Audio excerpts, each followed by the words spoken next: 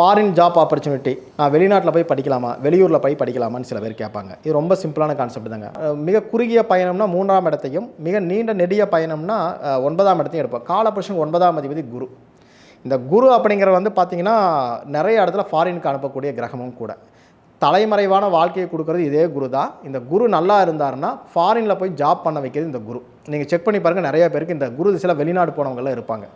தலைமறைவு வாழ்க்கை வாழ்ந்தவங்களும் இதே குருவில் இருப்பாங்க. அதனால தான் குருவை எடுத்துக்கங்க நாங்கள் சொல்கிறோம். ரெண்டாவது விஷயம் பார்த்தீங்கன்னா ராகு கேதுகள். ராகு கேதுகள்னால அந்நிய தேசம் உண்டு.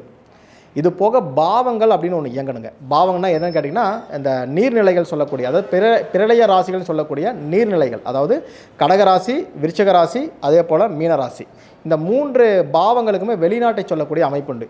இது வந்து தூர தேசம், அந்நிய தேசம் சொல்லக்கூடிய ஒரு கிரக அமைப்பு.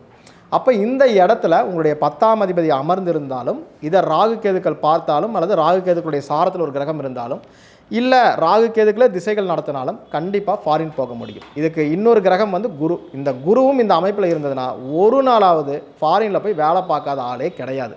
நான் ஃபாரின் ட்ரை பண்ணலாமான்னா முதல்ல நீங்கள் தான் பண்ணணும்னு நாங்கள் சொல்லிடுவோம்.